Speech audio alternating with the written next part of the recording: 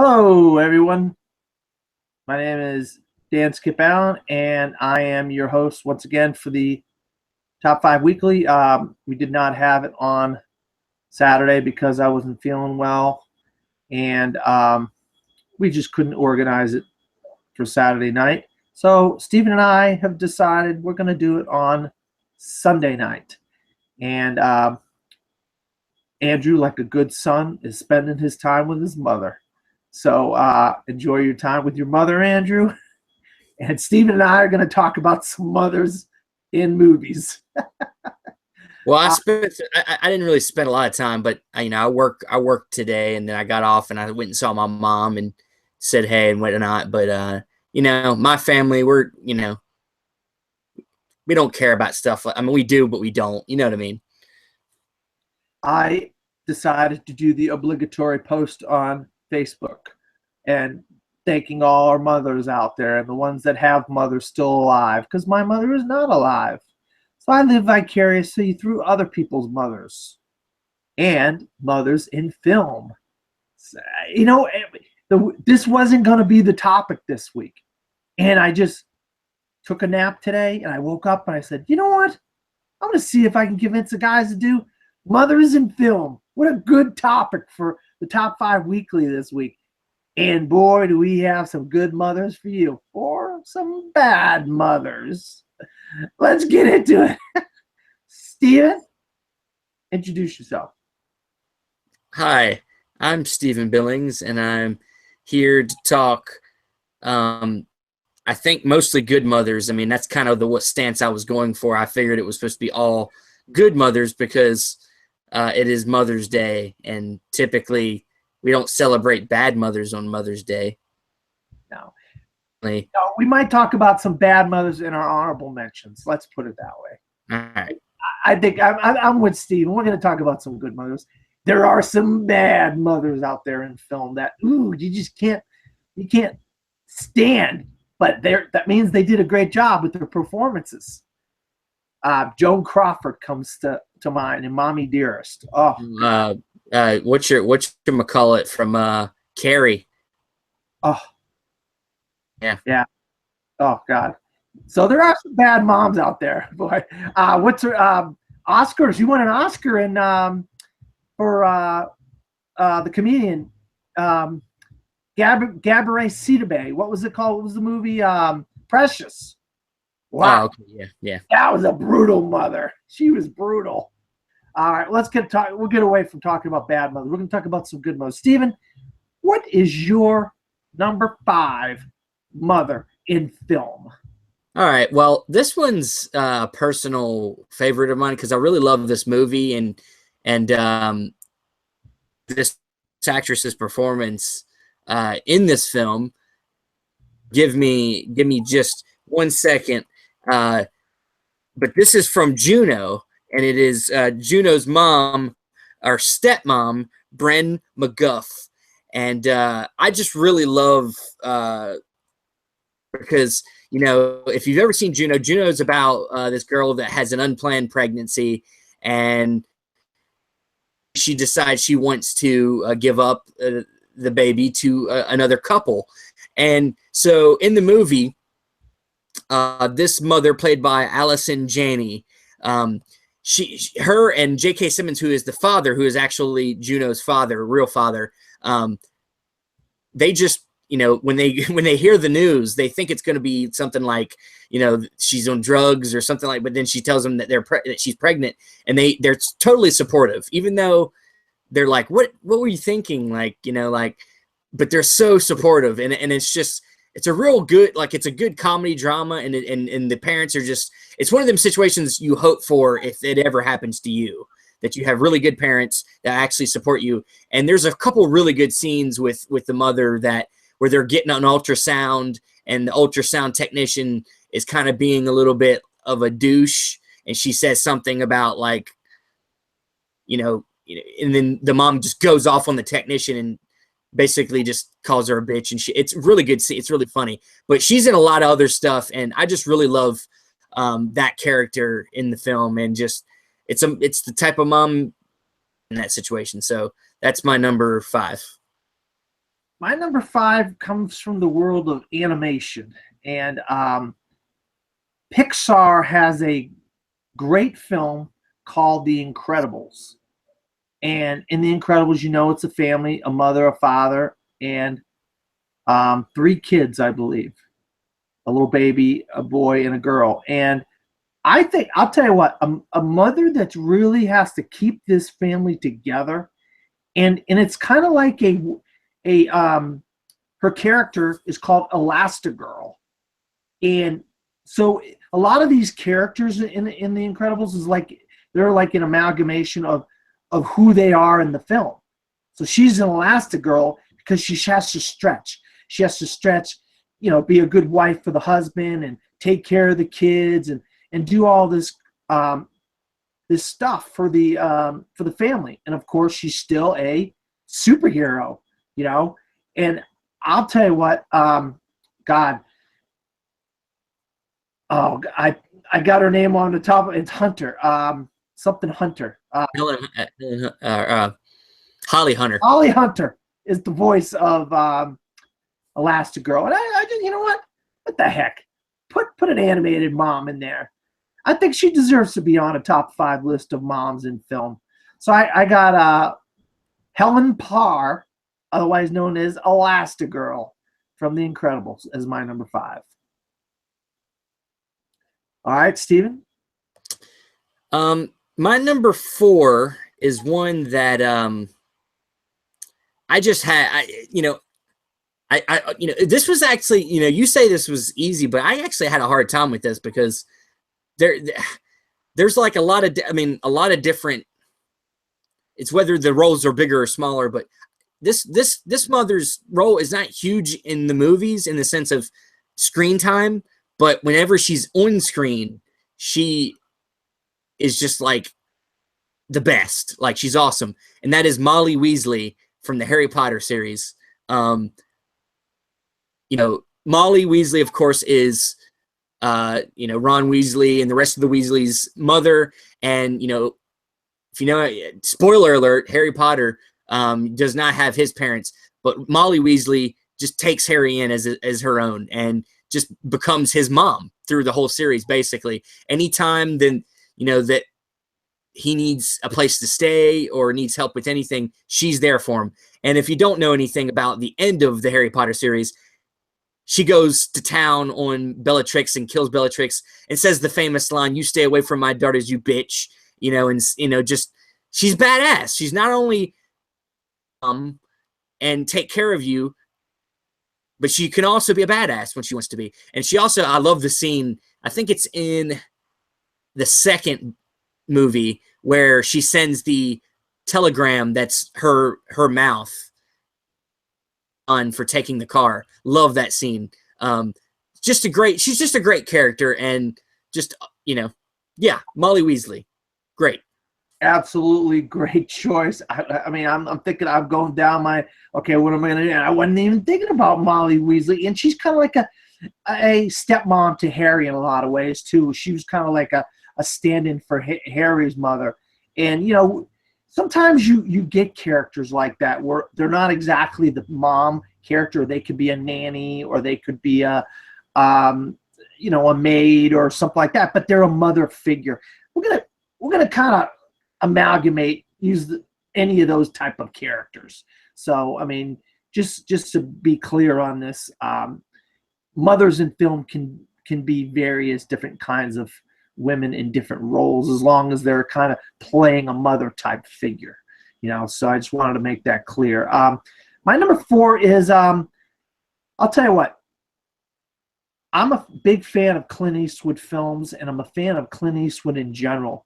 But this is one of his most underrated films, a film that a lot of people don't talk about.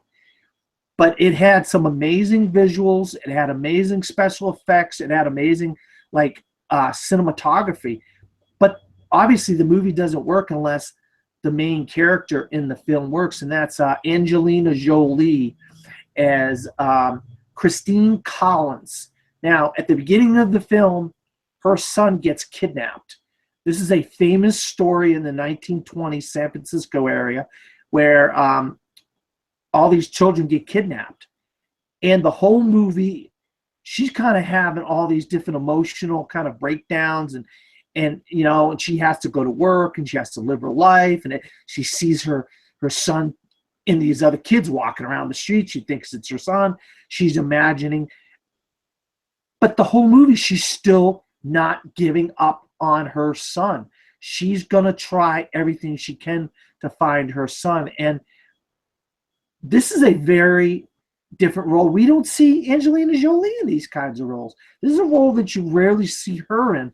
You know, she's done some more subtle character roles like this more recently, but this is the first time we've seen her in something like this. And I really bought her as this mother kind of falling apart once her son gets kidnapped and she doesn't know what to do with herself. And she has to basically try to find her son. She's basically, like, in a way, a detective throughout this movie.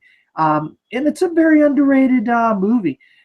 But I really thought Angelina Jolie gives an Oscar-worthy type of performance in Changeling. So as Christine Collins.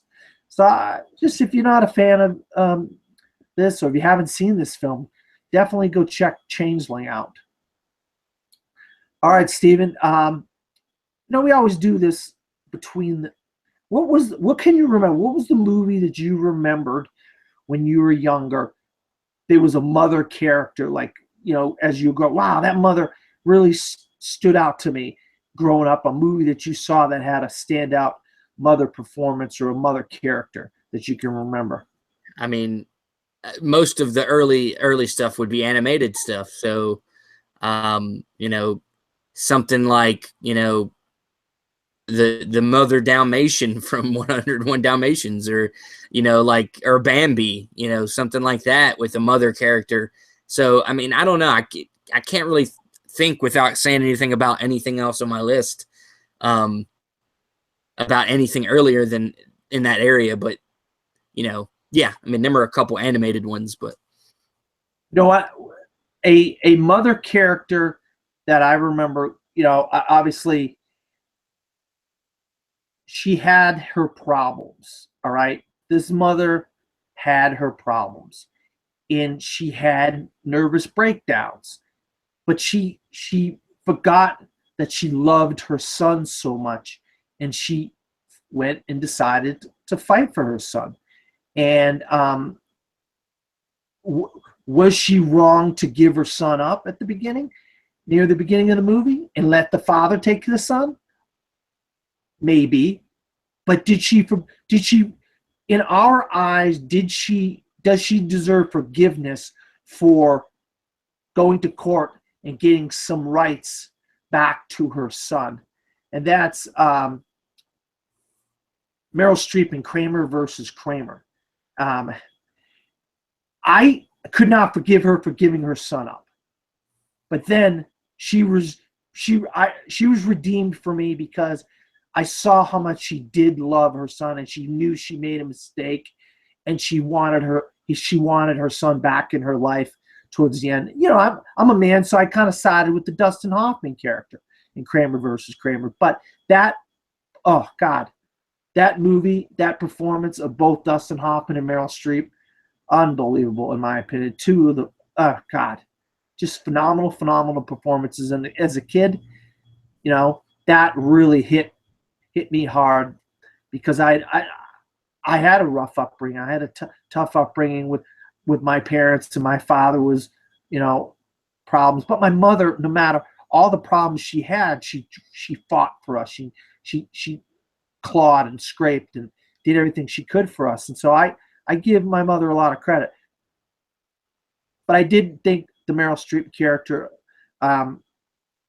in Kramer versus Kramer did get redeemed toward the end of the film. And so that's why I wanted to talk about that character, because that is not on my top 5, but I absolutely love that film. I just cannot say enough about that film. So I just wanted to bring that up. All right, Stephen, we're back to number 3 with you.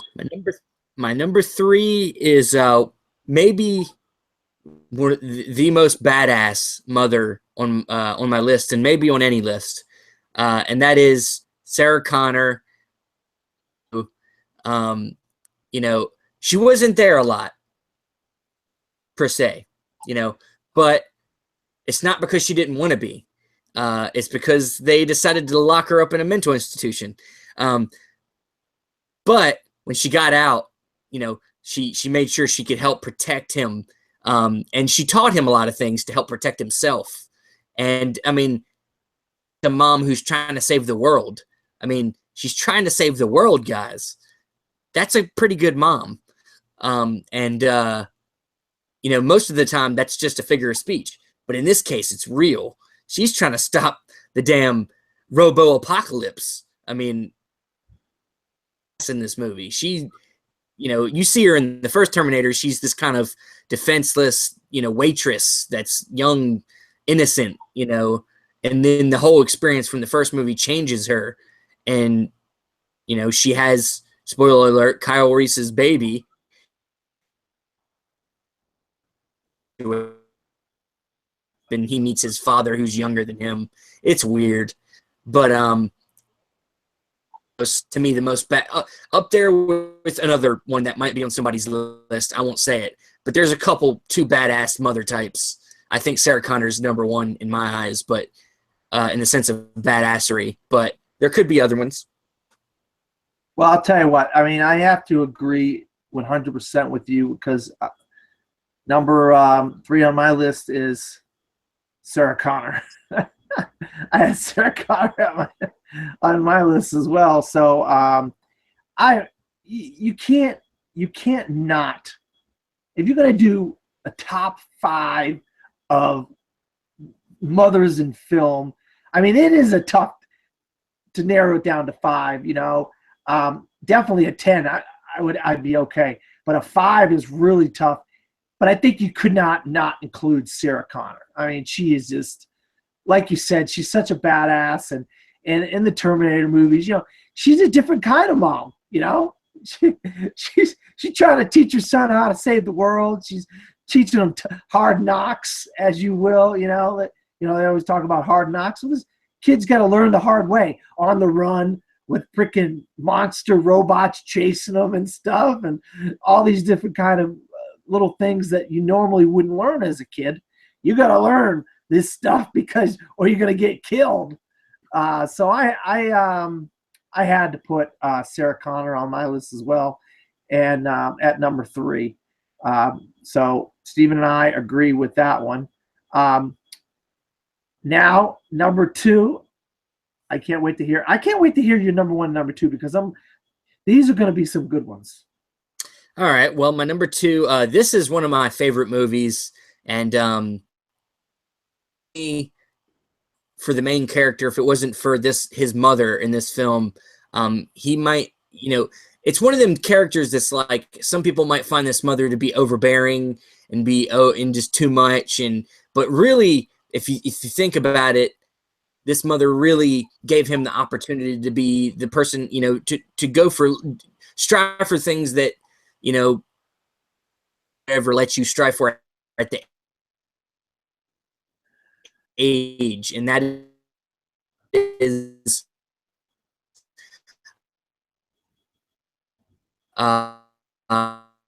Frances McDormand, or from Almost Family, Style, and you know, was kind of the brunt of it, Zooey Deschanel. But William Miller, who is the main character, he's only 15 years old, I think. Yeah, 15. And she allows him to go on tour with a rock band at 15 and be a rock and roll journalist. I mean, it's not something that most mothers would allow, but because she looks at him as more of an adult than a kid, because of how she raised him. You know, I think that, you know, she made him into the mature person he is, and I think she's just a good mom. I mean, like I said, some might find her to be overbearing, sure, in some situations maybe, but that, you know, is trying to prepare him for the world. And some parents don't, you know, and she cares. So that's, in my opinion, I think she's a really good mother character in that film. So my number 2, Elaine Miller from Almost Famous. Wow, good choice. I did not expect that as your second choice. I thought it was going to be somebody else. When you were explaining it to me, I thought it was going to be somebody else. But I'll tell you, I want to preface this by saying this is not one of my favorite sports movies. This is not one of my favorite football movies. But this character in this film really kind of won me over when it came to one of the best moms in film. And she is a stepmom. She basically adopts this homeless boy who's friends with her son, and she's got it all. She's got cars. She's got houses. Her husband owns a bunch of Taco Bell restaurants or Kentucky Fried Chickens or whatever.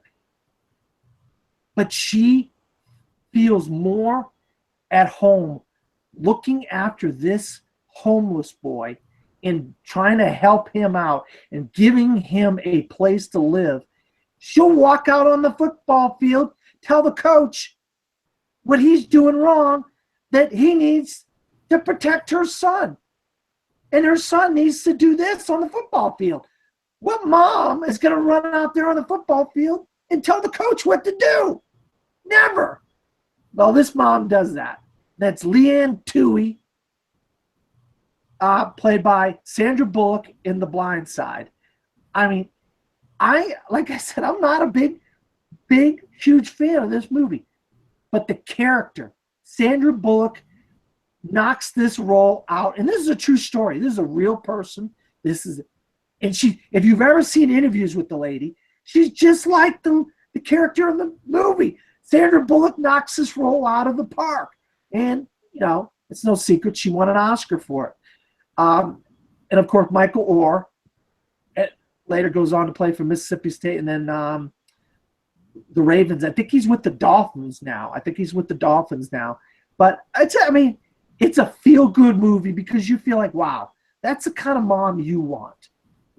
If you had a mother that was going to adopt you or even that's the kind of mom you want to be in your life. Someone that's going to go out and do stuff the way she did stuff for this kid.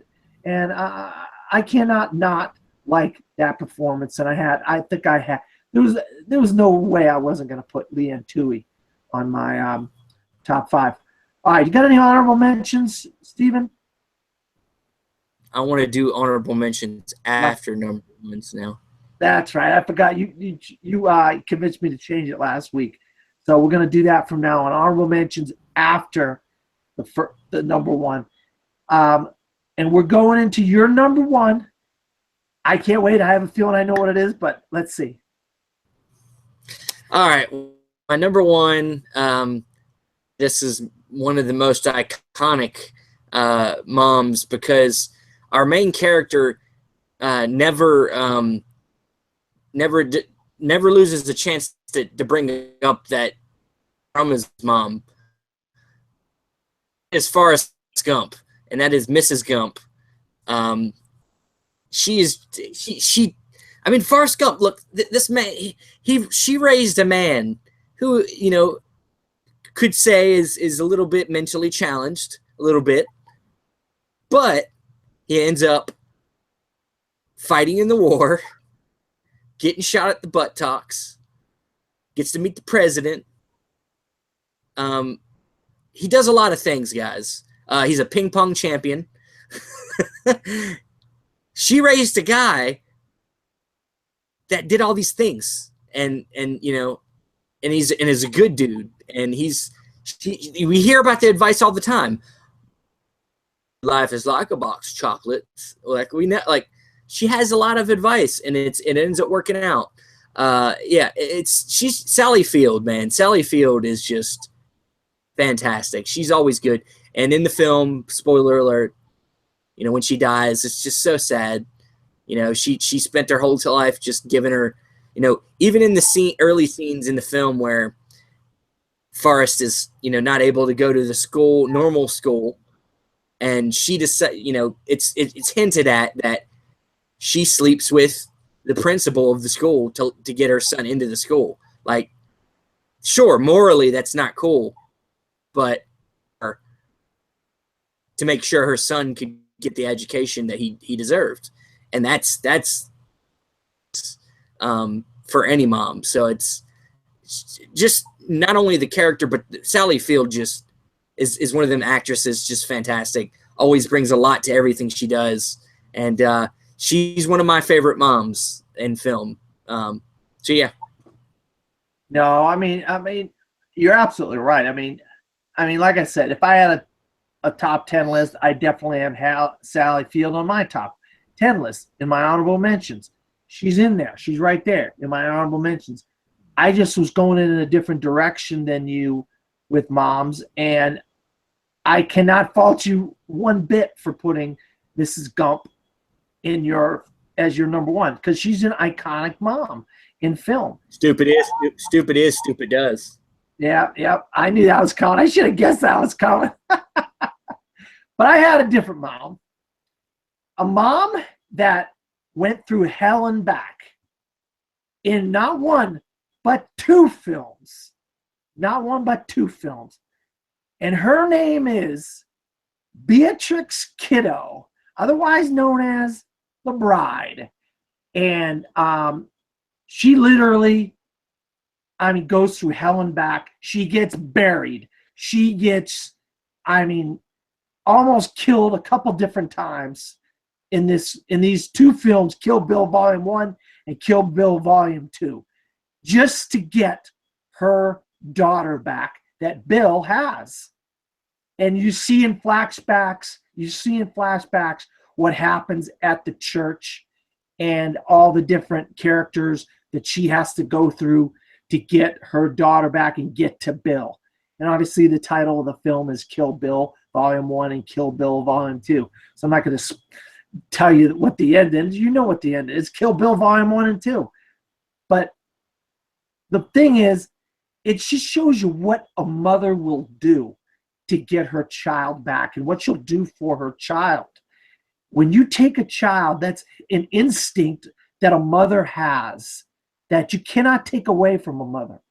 When somebody kidnaps their child and takes their child, I think Quentin Tarantino takes it to the next level with Kill Bill Volume 1 and Kill Bill Volume 2. I myself love it.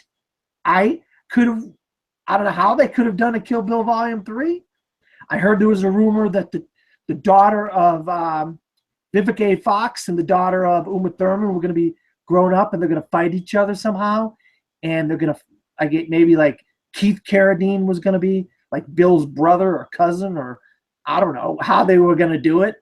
But I still would see it, because I know Steven's shaking his head. He doesn't want to see it. But I love these films.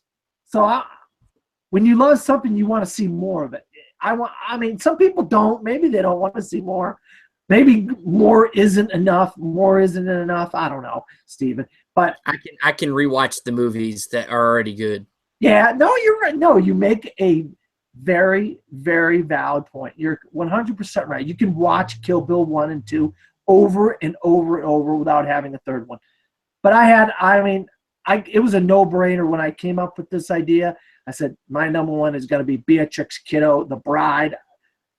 I just love Uma Thurman in this character. I think this is one of the most iconic characters in film, let alone mother characters. That's just my opinion. And, I wanted to put her on there as number one. I love this character so much. And I think Kill Bill 1 and 2 are, in my opinion, Quentin Tarantino's best films combined. I combine them as one. I don't separate them as two films. That's just my opinion. I think they're the best films. She's the best character, and she's one of the greatest characters of all time, in my opinion. So I definitely wanted to put her as number one on my list. All right, Steven, we talked about it before. Let's get into some honorable mentions. And, well, just off the top of my head, just one of the other badass mom types, Sigourney Weaver from Aliens, kind of mothering the little kid that a mom to her, man.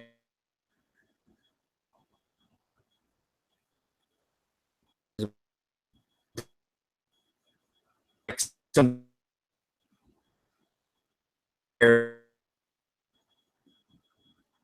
You also have The Shining, safe, Rad Rom, and yeah, I mean, there's a lot of money, sure, yeah. All right, so I got The Go Shining. ahead, Dan, fire away. I got what you said. You said The Shining, a mother from The Shining, and who else again? That's just go ahead and say yours, Dan. Oh, okay. I'm not gonna repeat it. Not gonna repeat it. Makes no sense. All right. Well, yeah. Stephen was breaking up there. If anybody, Okay. yeah, you were breaking up on my end. Sorry. That's why I asked you to repeat it, but that's fine if you don't want to. I got Joan Crawford in Mommy Dearest. She's not a good mother. She is a mean mother. But it's an amazing performance as a mother. She's just so overbearing. She just can't. Enough isn't good enough for her. Good it isn't enough for her. You have to be great. Everything's got to be perfect. Everything's got to be in place. It's got to be this way. It's got to be that way. Don't have that piece of dirt on that pot. You'll get that cobweb out. No, everything's got to be clean. It's got to be in place. It's got to be this way. She's just so overbearing in this film. It's one of the most. A lot of people call it kind of like a horror film in a lot of ways. Because she is so mean and overbearing. Joan Crawford is in this film, Mommy Dearest.